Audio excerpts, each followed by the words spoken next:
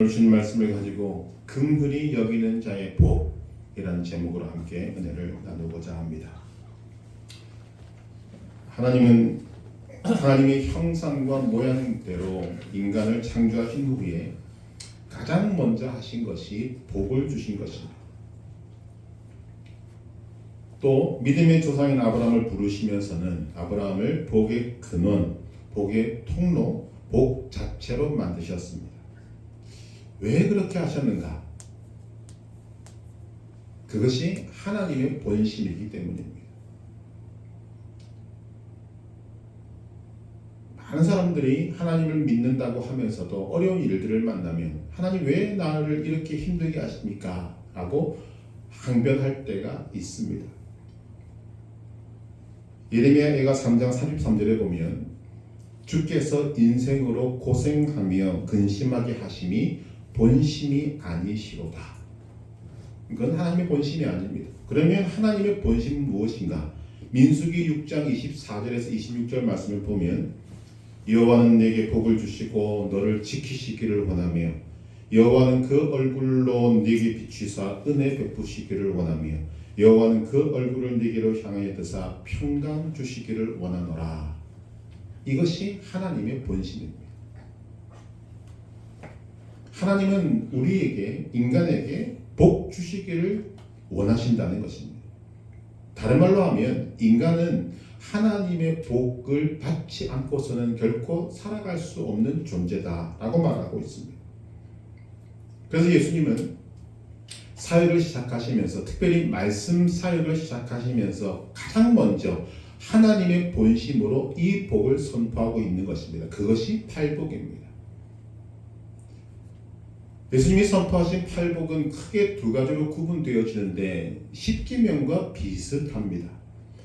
1번부터 4번까지의 복은 예수 믿는 성도들이 하나님을 향한 자세에 대한 말씀이고 5번부터 8번까지는 예수 믿는 성도들이 이웃에 대한 태도를 말하고 있습니다. 하나님을 향한 성도의 자세는 우리가 이미 살펴본 바와 같습니다. 심령이 가난해야 합니다. 죄에 대하여 심각하게 애통해야 합니다. 하나님의 거룩을 바라보는 온유함이 있어야 합니다. 의에 줄이고 목마른 자가 되어야 됩니다. 하나님을 향해서 그렇다는 것입니다. 이제 5번째부터 성도가 이웃을 향한 태도와 자세는 어떠해야 하는가? 그런 자가 복이 있다고 말씀하시는데 그 첫 번째가 긍휼히 여기는 자라고 말씀하십니다. 긍휼히 여기는 자가 복이 있나니. 긍휼과 관련되어서 탈무드라고 하는 책에는 이런 이야기가 있습니다. 어떤 아버지가 아들에게 말하기를 이웃집에 가서 낫을 빌려오라고 합니다. 아들이 갔는데 빈손으로 왔습니다. 낫을 빌려줄 수 없다고 합니다. 며칠이 지나서 그 집에서 이 집에 낫을 빌리러 왔습니다. 아버지가 아들에게 이야기합니다. 낫을 빌려줘라. 아들이 기분이 상당히 나빴습니다. 아니, 저 집은 우리가 낫을 빌리러 갔을 때 빌려주지 않은 집입니다. 그런데 왜 우리가 낫을 빌려줘야 됩니까? 라고 항변합니다. 그때 아버지가 긍휼에 대한 지혜를 아들에게 가르쳐 주는 것입니다. 저 집에서 빌려주었지 않았기 때문에 우리도 빌려줄 수 없다라고 하면 이것은 복수의 마음을 가지고 사는 것이다. 저 집에서 빌려주지 않았지만 그럼에도 불구하고 나는 빌려준다라고 하면 그것은 증오의 마음으로 사는 것이다. 거절당했다고 하는 것을 다 잊어버리고 그와는 상관없이 그저 낫이 필요하니까 우리가 빌려준다라고 하면 그것이 긍휼하는 마음이다. 이 세 가지의 대답은 우리 삶에도 매우 중요한 것 같습니다. 여러분은 어떤 자세로 살아가고 계십니까? 복수하는 마음으로, 아니면 증오하는 마음으로, 아니면 긍휼의 마음으로 살고 계십니까? 사실 예수님께서 복이 있다라고 말씀하시는 이 8가지의 복, 그 중에서 특별히 이 긍휼하심은 그 시대에 역행하는 것입니다. 즉 거꾸로 살아가는 삶을 말씀하고 있는 것입니다. 당시 사회적인 형편은 로마가 이스라엘을 강력하게 힘으로 지배하고 있을 때였습니다. 로마가 어떤 나라인가 하면 힘을 숭상하는 그런 나라입니다. 철학을 근거로 세운 나라입니다. 로마인들은 힘이 있는 무사, 용기 있는 자를 굉장히 높이고 존경했고 긍휼이나 자비하심을 경멸했습니다. 심지어는 긍휼이나 자비를 영혼의 질병이라고까지 했습니다. 그 당시는 노예는 사람 취급을 받지 못했고 여자와 아이들의 인권은 무시되었습니다. 심지어 아버지가 아들을 원했는데 아내가 딸을 낳으면 그 딸을 아버지가 마음대로 죽일 수 있는 그런 사회였다는 것입니다. 그런 사회 상황 속에서 예수님이 긍휼을 선포하신 것입니다. 긍휼히 여기는 자는 복이 있나니. 우리가 긍휼이라는 말을 보면 원어적으로는 자비나 인자, 사랑, 친절, 따뜻한 마음 등을 표현하고 있습니다. 그런데 이 긍휼이라는 말은 원래 사람 마음 속에 있는 것이 아닙니다. 죄로 타락한 인간의 마음 속에는 용서하고 싸매어주는 긍휼이 없습니다. 긍휼은 하나님의 마음, 하나님의 성품이라고 말하고 있는 것입니다. 그 하나님으로부터 우리가 그 긍휼을 받아야만 이 긍휼을 베풀 수가 있게 된다고 말하는 것입니다. 사무엘하 24장 14절을 보면 다윗이 갓이라는 사람에게 이르되 내가 곤경에 있도다. 여호와께서는 긍휼이 크시니 우리가 여호와의 손에 빠지고 내가 사람의 손에 빠지지 않기를 원하노라. 시편 145편 9절에는 여호와께서는 만유를 선대하시며 그 지으신 모든 것에 긍휼을 베푸시는도다. 하나님의 성품으로 긍휼을 말하고 있는 것입니다. 하나님이 보여주신 최대의 긍휼은 무엇인가 하면 죄와 허물로 죽을 수밖에 없는 인간을 구원하시기 위해서 독생자 예수 그리스도를 이 땅에 보내셔서 우리를 대신해서 십자가를 지시게 한 것입니다. 사도 바울은 이 감격스러운 내용을 에베소서 2장 4절에서 5절에서 이렇게 밝히고 있습니다. 긍휼이 풍성하신 하나님이 우리를 사랑하신 그 큰 사랑을 인하여 허물로 죽은 우리를 그리스도와 함께 살리셨고 너희는 은혜로 구원을 얻은 것이라. 긍휼이 풍성하신 하나님으로 인해서 우리가 구원을 얻게 되었다. 그 긍휼이 베풀어진 것이 예수 그리스도를 이 땅에 보내어서 육체를 입고 고난당하고 죽게까지 하시면서 베푸신 하나님의 긍휼이다라고 말하는 것입니다. 불쌍히 여기는 것입니다. 또 긍휼이라는 말은 자비라는 말과 함께 쓰입니다. 불쌍히 여김.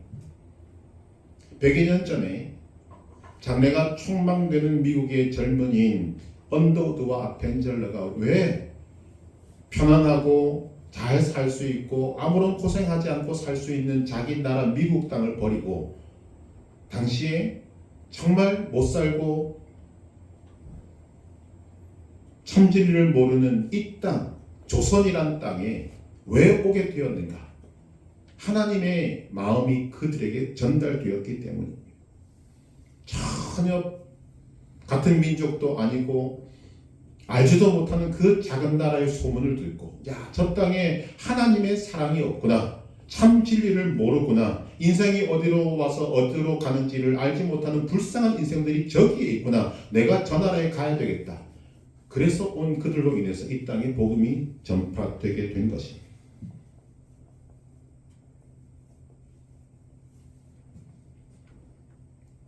그런 의미로 볼 때 이 긍휼이라는 것은 몇 가지 의미가 담겨져 있게 됩니다. 그 첫 번째가 긍휼은 불쌍히 여기는 마음입니다.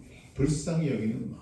그런데 이 불쌍히 여기는 마음은 두 가지 방향으로 전개가 됩니다. 첫째는 어려운 자를 불쌍히 여기는 마음입니다. 약한 자, 고통당하는 자, 어려움을 겪는 자, 가난한 자, 외로운 자 이들을 바라볼 때 그냥 아무렇지도 않게 바라보는 것이 아니라 그 마음 속에서 불쌍한 마음이 드는 것. 나와는 무관하지만 그들의 입장을 바라보고 그들이 얼마나 힘들까, 얼마나 어려울까 함께 울어줄 수 있는 그런 마음, 그런 마음이 바로 긍휼이다라고 하는 것입니다. 16세기 이후에 서구인들이 아프리카 항로를 개척했습니다. 즉 아프리카라는 것을 발견했습니다. 그리고 그 땅에서 많은 금이 발견되고 진주가 발견되고 다이아몬드가 발견되니까 서구 사람들의 눈이 돌아버렸어요. 그리고 그 땅에 가보니까 정말 새까만 사람들인데 무지한 사람들, 그들을 노예로 잡아서 자기들의 이익을 챙기기 위해서 그들을 학대했습니다. 그런데 그런 서구인들 가운데 하나님의 마음이 부어진 사람들, 특히 리빙스턴 같은 사람들은 그 노예로 삼는 그 흑인들을 불쌍히 여기는 마음을 하나님이 주셔서 그들에게 복음을 전하기 위해서 아프리카로 갑니다. 그 땅에 있는 많은 금은 보석, 다이아몬드를 캐기 위해서, 노예를 부리기 위해서 간 것이 아니라 그들을 불쌍히 여겨서 그들을 구원시키고자, 하나님의 사랑을 전하고자 마음으로 가게 된 것입니다.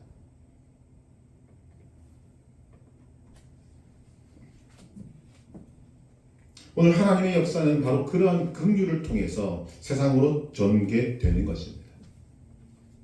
이 긍휼이라는 단어를 설명할 때 많이 인용되는 것이 성 프란시스라는 사람입니다. 어느 추운 겨울날 말을 타고 가는데 웬 거지가 추위에 벌벌 떨면서 구걸을 하고 있었습니다. 이 프란시스의 사람은 하나님이 그에게 긍휼의 마음을 부어줘서 그런 사람들을 그냥 보고 지나가지 못하는 것입니다. 말에서 내려서 묻습니다. 무엇을 도와드릴까요? 그랬더니 이 거지가 너무 춥다고 이야기합니다. 그러자 자기가 입고 있던 겉옷을 벗어서 그 거지에게 줍니다. 그때 이 프란시스의 제자가 묻습니다. 아니, 그렇게 겉옷을 벗어주면 거지는 따뜻해질 수 있지만 선생님은 춥지 않습니까? 그때 프란시스가 이렇게 이야기를 하는 것입니다.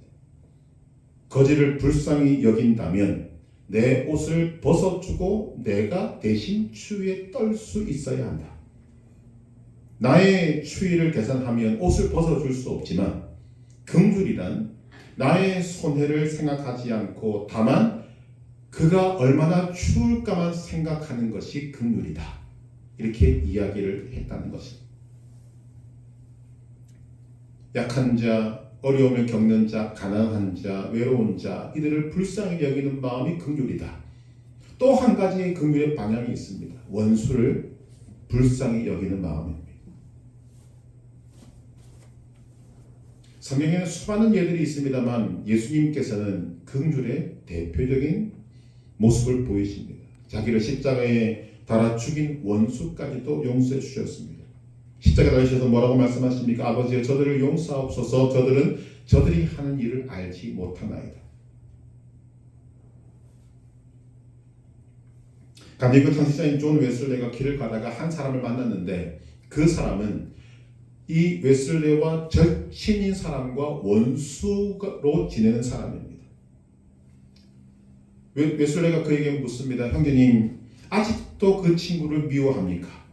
라고 묻자 이 사람이 당연하다는 듯이 아직도 미워한다. 아직도 원수다. 웨슬레가 이제 웬만하면 좀 화해하고 잘 지내시지요. 그랬더니 세상에 다른 사람들은 다 용서할 수 있어도 그 사람만큼은 용서할 수 없다고 그렇게 이야기를 하는 것입니다. 그러자 웨슬레가 정색을 하고는 그렇게 이야기를 합니다. 마음대로 하십시오. 그러나 한 가지는 분명히 알아야만 합니다. 당신은 절대로 죄 지으면 안 됩니다. 당신은 절대로 죄 지으면 안 됩니다. 당연히 궁금하죠. 왜 그렇습니까? 그렇게 남을 용서하지 못하니 당신은 절대로 용서받지 못할 것이기 때문입니다. 그러니까 절대로 죄 짓지 마십시오. 깊은 충고를 남기는 것입니다. 원수를 불쌍히 여기는 마음, 그것이 긍휼입니다. 불쌍히 여기는 마음이 긍휼의 마음이라는 것입니다. 두 번째로 긍휼은 용서하는 마음입니다. 불쌍히 여기는 것을 넘어서서 용서하는 마음입니다. 남의 잘못을 용서할 수 있는 사람이 하나님으로부터 용서를 받을 수 있다는 말이 되는 것입니다. 우리가 늘상 외우는 기도, 주기도문을 보면 우리가 우리에게 죄 지은 자를 사하여 준 것 같이 우리 죄를 사하여 주옵시고, 우리가 늘상 하지 않습니까?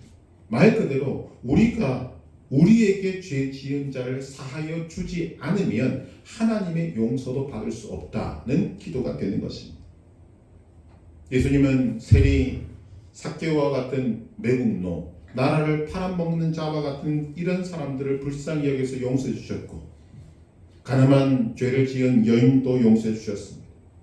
베드로가 7번 용서해 주면 되겠습니까? 라고 물으니까 예수님은 70번에 7번씩이라도 용서해 주라, 무한정 용서해 주라, 이런 용서를 가르치셨습니다. 에베소서 4장 32절에 보면 서로 친절하게 하며 불쌍히 여기며 서로 용서하기를 하나님이 그리스도 안에서 너희를 용서하신 것과 같이 하라고 말씀하십니다. 오늘 말씀을 여러분 가만히 보시면 그런 것입니다. 우리가 남을 용서할 수 있을 때 우리도 하나님의 용서를 받게 된다는 것입니다.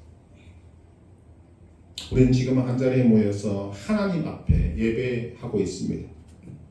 지금 여러분의 마음을 한번 살펴보시길 바랍니다. 아직도 마음에 섭섭한 사람이 있으십니까? 원망스러운 사람이 있으십니까? 생각만 해도 미운 사람이 있으십니까? 내가 다른 사람을 몰라도 이 사람만큼은 꼭 내가 이겨야지 하는 그런 적대감이 있는 사람이 있으십니까? 하나님 앞에서 용서하시기를 바랍니다.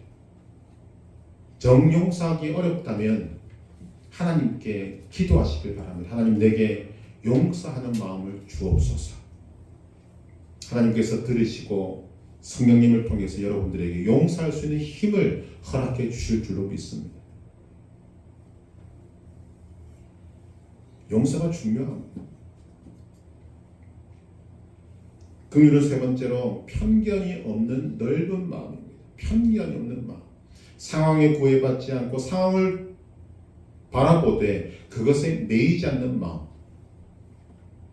긍휼과 관련된 프란시스라는 사람의 또 다른 이야기가 있습니다.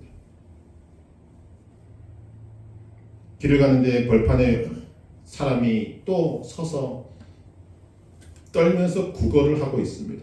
프란시스 그냥 기다릴 수 없습니다. 무엇을 도와드릴까요? 내가 춥습니다. 그래서 프란시스는 자기 겉옷을 벗어서 그 거지에게 입혀줍니다. 그런데 그 사람이 옷을 입혀주면서 보니까 문둥병자, 한센병 환자였습니다. 그런데 그 옷을 받아 입은 이 거지가 정말 생각지도 못했던 말을 프란시스에게 하는 것입니다.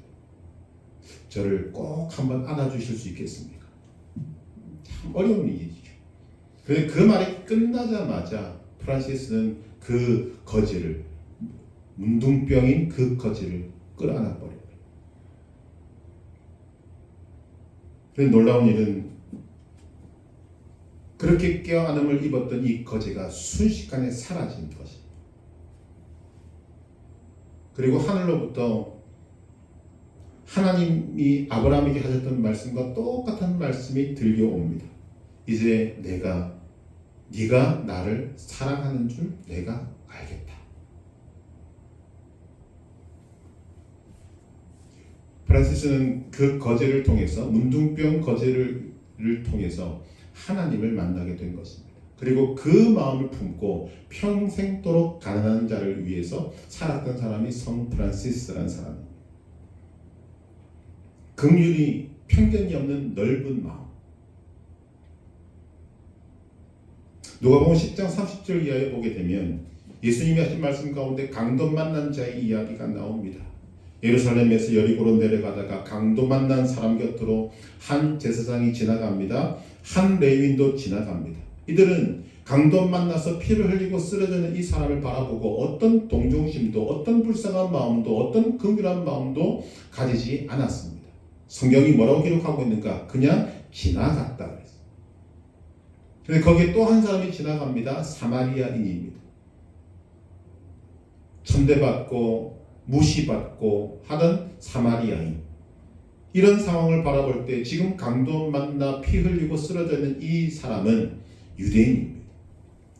사마리아인을 욕하고 무시하고 천대하던 그 유대인입니다.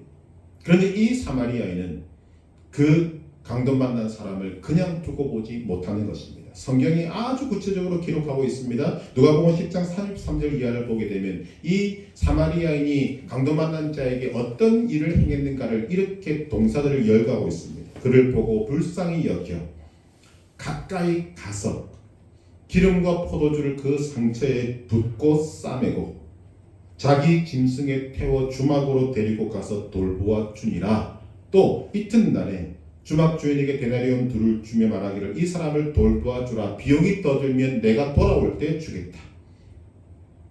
예수님께서 긍휼을 설명하시면서 이 말씀을 하고 계신 것입니다. 편견 없는 넓은 마음, 자기를 무시하던 자기를 멸시하던 유대인들을 향해서 갖고 있는 사마리아인의 어떤 대척대감도 없이 그냥 불쌍히 여기는 마음, 그 마음으로 이 사람은 예수님의 칭찬을 듣게 된 것입니다. 성경은 이 긍휼에 대한 말씀을 굉장히 많이 하고 있습니다. 사도행전 16장에 보게 되면 사도 바울이 빌립보 성에 들리게 되었는데 거기에 귀신 들려 점치는 여인이 바울을 발견하고는 소리 지르기 시작합니다. 이 사람들은 지극히 높은 하나님의 종으로 구원의 길을 너희에게 전하는 자라. 그런데 그 소리를 하고 사라지는 것이 아니라 따라다니면서 그 이야기를 하는 것입니다. 하나님께서 바울에게 그 여인을 불쌍히 여기는 마음을 주셨습니다. 그래서 그 여인 속에 있던 귀신을 쫓아내버렸습니다. 그러자 그 여인을 통해서 돈을 벌던 주인이 한두 사람이 아닙니다. 주인들이 화가 머리끝까지 났습니다. 이제 점을 못 치는 것을 알게 되었기 때문입니다.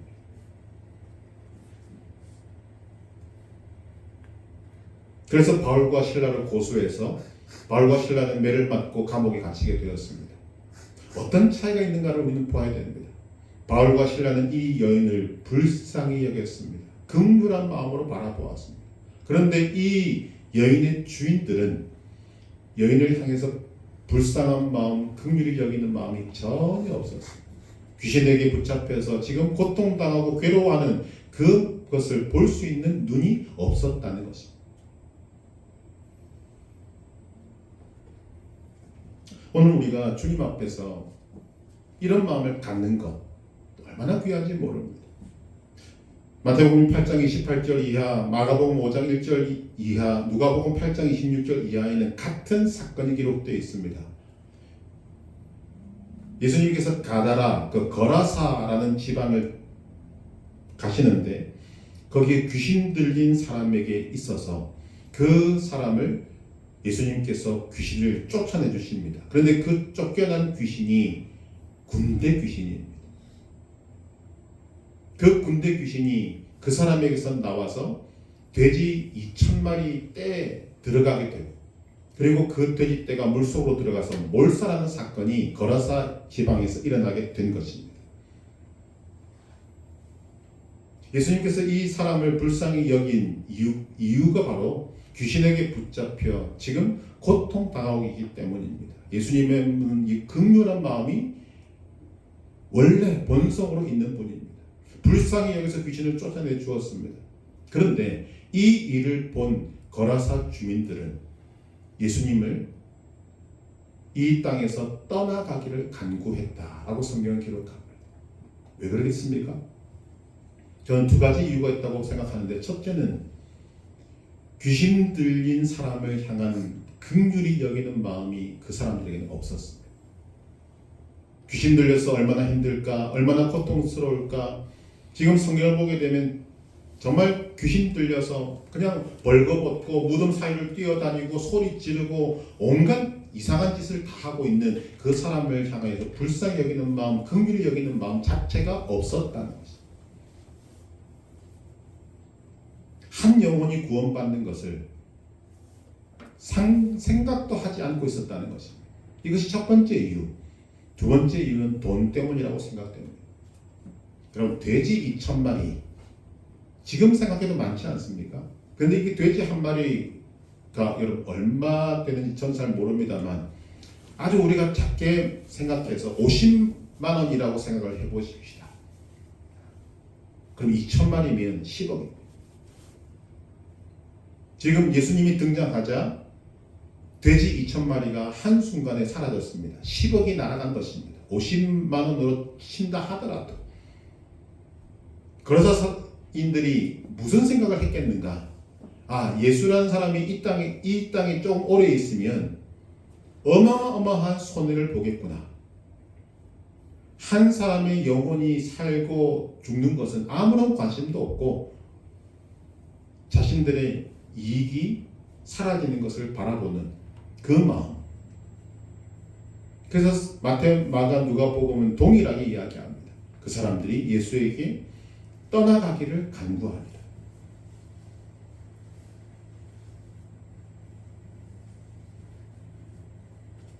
마태복음 18장에서 예수님께서 한 비유를 또 말씀하십니다. 한 종이 임금께 10,000달란트를 빚지게 됩니다. 그러나 돈을 갚을 수가 없습니다. 여러분, 옛날에 돈을 갚지 못하면 종이 됩니다. 자신도 종이 되고 아내도 종이 되고 자식도 종이 되고.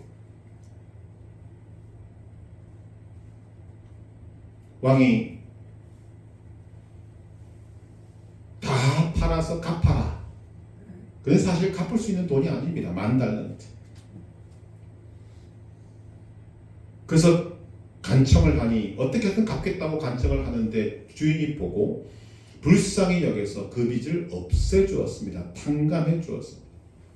자, 시간을 많이 주어도 감사할 것인데 시간을 많이 준 것이 아니라 아예 빚을 없게 만들었습니다.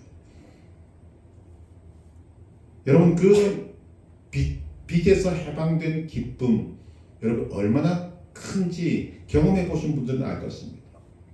10,000달란트의 빚이 있다. 잠을 잘 때도 길을 갈 때도 생각만 하면 마음이 답답하고 무겁습니다. 밥을 못 먹는 거죠. 그 빚만 생각하면. 나중에 갚겠다고 했지만 실제로는 갚을 수 없는 금액입니다. 그런데 이 빚을 탕감받은 것입니다. 그렇게도 자신을 짓누르던 빚으로부터 해방을 얻게 되었습니다. 얼마나 기뻤을까? 몸도 마음도 날아갈 것만 같았을 것입니다. 그런데 그런 기쁨을 가지고 나오는데 자신에게 100데나리온을 빚진 사람을 만나게 됩니다. 빚을 갚으라고 이야기하니까 그런 형편이 못 된다고 이야기하니까 고소를 해서 감옥에 가둬버립니다. 이 일을 바라보고 있던 사람들이 이 왕에게 고사질하는 것입니다. 이 사람이 이렇게 했습니다. 그래서 왕이 그 사람을 불러서 한 일을 바라보고 그도 감옥에 쳐넣어버립니다. 근데 그때 뭐라고 이야기합니까? 악한 종아, 네가 빌기에 내가 네 빚을 전부 탕감하여 주었거늘 내가 너를 불쌍히 여긴 것 같이 너도 그를 불쌍히 여김이 마땅하지 아니하냐. 마땅하지 아니하냐. 그것이 주인의 이야기입니다. 즉 하나님의 이야기입니다. 마태복음 18장 35절은 말합니다. 너희가 각각 마음으로부터 형제를 용서하지 아니하면 나의 하늘 아버지께서도 너희에게 이와 같이 하시리라. 마태복음 6장 14절 이하에도 예수님은 이런 말씀을 하고 계십니다. 너희가 사람의 잘못을 용서하면 너희 하늘 아버지께서도 너희 잘못을 용서하시려니와 너희가 사람의 잘못을 용서하지 아니하면 너희 아버지께서도 너희 잘못을 용서하지 아니하시리라. 성경은 곳곳에서 오늘 말씀과 관련된 말씀을 우리에게 전해주고 있습니다. 야고보서 2장 13절 긍휼을 행하지 아니하는 자에게는 긍휼 없는 심판이 있으리라. 마태복음 9장 13절 너희는 가서 내가 긍휼을 원하고 제사를 원치 않노라 하신 뜻이 무엇인지 배우라.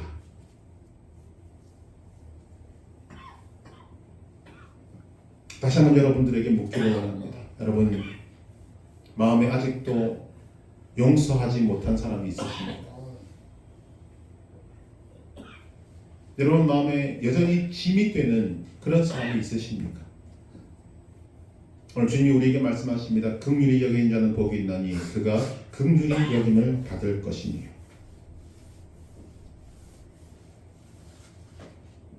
우리는 이 긍휼의 마음을 탕자 비유에서 우리가 너무나 많이 들었던 탕자 비유에서도 보게 됩니다. 탕자를 향한 아버지의 마음이 긍휼한 마음이고 그 탕자를 바라보는 형의 마음이 긍휼이 없는 자의 마음입니다. 하나님은 우리가 그런 아버지의 마음과 같은 긍휼히 여기는 마음을 갖기를 원하십니다. 그리고 우리에게 이런 긍휼이 갖고 있는 놀라운 것을 우리에게 선포해 주시는데 긍휼히 여기는 것이 왕이 빚진 만달란트 빚진 자에게 했던 그 말과 같이 마땅한 것임에도 불구하고 예수님은 오늘 우리에게 이 말씀을 통해서 거기에 복이 있다라고 말씀하십니다. 여러분, 긍휼히 여기는 자가 복이 있습니다. 단순히 긍휼히 여기면 좋게 된다 이런 말씀이 아닙니다. 복이 있게 된다는 것입니다. 하나님이 인간에게 그렇게 주고 싶어 하시는 복이 긍휼히 여기는 자에게 있습니다. 어떤 복이 있는가? 첫 번째로는 자기 자신에게 유익이 오게 됩니다. 긍휼을 베푸는 사람은 율법, 자신 속에 있는 율법으로부터 자유할 수 있습니다. 제가 심리를 조금 공부해 보니까 긍휼이 없는 사람, 강팍한 사람은 자기 자신이 자기를 정죄합니다. 자기 양심이 자기를 정죄합니다. 자기가 긍휼이 없다는 것을 본인 자신이 누구보다 잘 알고 있습니다. 그래서 자기 속에서 자기가 자기를 계속 심판하게 되는 것입니다. 무서운 율법의 심판이 자기 속에서 자기에게 일어나게 되는 것입니다. 그러나 긍휼하게 여기는 사람은 자기 자신을 심판하지 않습니다. 자기 자신을 정죄하지 않습니다. 나는 하나님의 긍휼로 살았고 오직 하나님의 은혜로 살 뿐이다. 내가 언제 어려웠던 적이 있는가? 내가 언제 선했던 적이 있는가? 아니라는 것입니다. 나는 악하고 나는 죄가 있는 인생이지만 하나님께서 자비하심과 긍휼과 불쌍히 여기셔서 내가 오늘까지 살고 있는 것이다. 이런 사람에게는 자기 심판이 없습니다. 그런 자가 복이 있다는 것입니다. 여러분, 자기 자신을 정죄하지 않는 것의 기쁨을 경험해 보지 않으면 알 수가 없습니다. 우리가 긍휼히 여길 때 하나님으로부터 복이 오는데 그 복이 어떤 것으로 오는가 디모데에서 이렇게 밝히고 있는 말씀이 있습니다. 디모데전서 1장 2절 믿음 안에서 참 아들 된 디모데에게 편지하노니 하나님 아버지와 그리스도 예수 우리 주께로부터 은혜와 긍휼과 평강이 내게 있을지어다. 하나님이 주시는 복이 은혜로부터 시작해서 긍휼과 평강으로 주어지게 된다는 것입니다. 순서입니다. 순서. 하나님의 은혜를 발견하고 깨달은 사람에게는 하나님의 긍휼이 있습니다. 그리고 그 긍휼을 체험한 사람에게는 평강이 있다는 것입니다. 어떤 것에도 흔들리지 않는 세상이 알 수도 없고 줄 수도 없는 평강이 있습니다.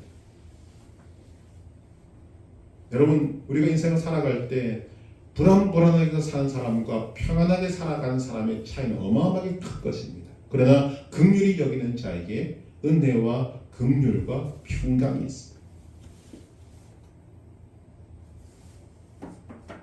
긍휼히 여기는 자의 복, 첫 번째는 자기 자신에게 복이 있습니다.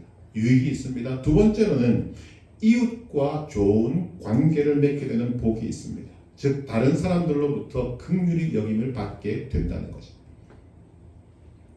남을 정죄한 사람은 자신도 정죄를 받습니다.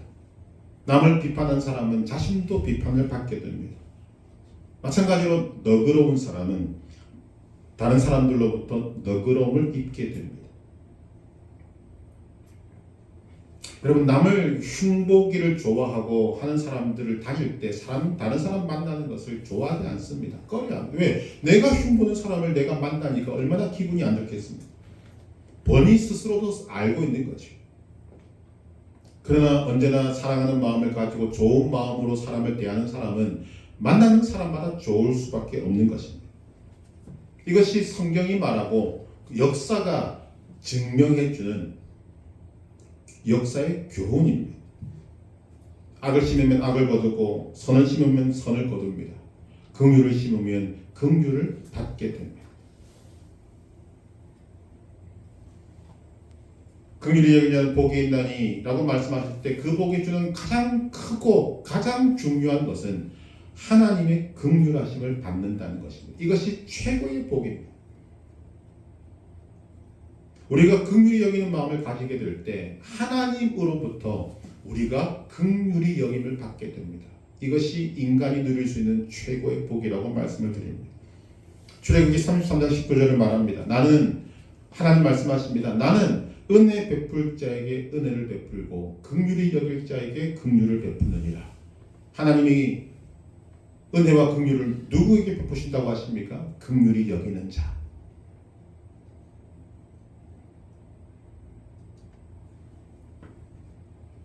불쌍히 여기는 마음.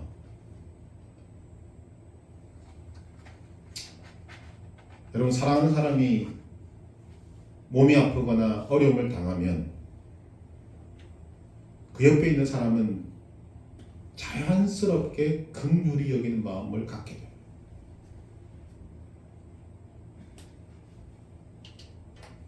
내가 안 아파도 사랑하는 사람이 옆에서 고통을 당하고 있으면 자연히 긍휼히 여기는 마음을 갖게 돼요. 얼마나 힘들까? 얼마나 아플까?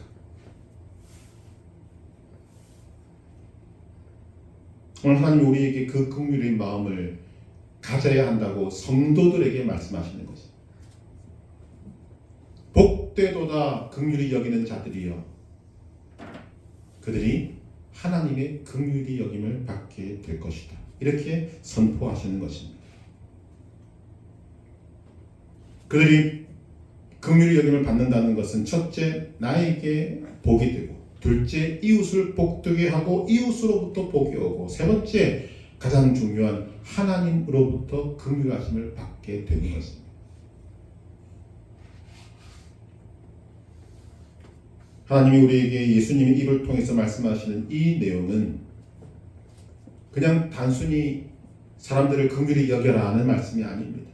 그것이 그리스도인의 성품이 되어야 한다고 말합니다. 툭 치면 거기서 긍휼이 나오는, 다른 사람들의 고통을 그냥 넘어가지 못하는 그런 마음. 긍휼을 베푸는 것은 복받기 위해서 가져야 되는 마음도 아니고 또 복받기 위한 무슨 조건도 아닙니다. 마땅한 것인데, 성도가 하나님 앞에서 사람 앞에서 마땅한 것인데 예수님은 거기에 복이 있다고 말씀하실 뿐입니다. 그러니까 우리는 이 긍휼히 여기는 마음이 성품이 되고 생활이 되고 익숙해져야 하고 은혜 받은 성도의 당연한 것이 되어야 한다는 것입니다. 계속해서 말씀을 드립니다만 교회는 천사가 오는 곳이 아닙니다.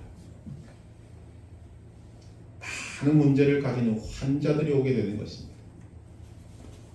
그런 사람들을 바라볼 때 이제 이 말씀이 아멘이 되고 이 말씀이 성품이 된 여러분들을 통해서 이 교회에 발을 들이는 사람들이 하나님의 긍휼히 여김을 받게 되기를 간절히 소망합니다.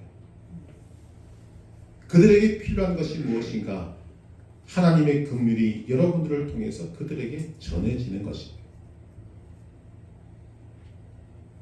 여러분, 하나님의 마음으로 이 긍휼히 여기는 마음이 여러분의 마음이 되기를 간절히 소망합니다. 하나님의 긍휼하심이 여러분들에게 전가되어서 여러분들의 심령이 긍휼의 마음으로 풍성해지기를 바랍니다. 우리가 긍휼히 여길 때 우리는 하나님으로부터 은혜와 평강, 긍휼과 평강이 폭포수처럼 우리에게 임하는 것을 경험하게 될 것입니다. 그래서 그 긍휼을 경험한 사람은 계속 긍휼할 수밖에 없는 거죠. 그 긍휼의 마음이 이 세상에 복음을 선포하게 만들고 오늘 우리도 하나님의 은혜와 긍휼 속으로 들어가게 만들었습니다. 이제 하나님은 우리를 통해서 하나님의 긍휼이 세상으로 전파되기를 원하고 계십니다. 긍휼히 여기는 자는 복이 있나니, 긍휼히 여김을 받는다는 이 말씀이 여러분에게 성품이 되고 여러분을 통해서 긍휼의 열매가 많이 맺어서 하나님이 인정하시고 하나님이 기뻐하시고 하나님이 영광 받으시는 아름다운 성도의 삶이 될 수 있기를 주님의 이름으로 축복합니다.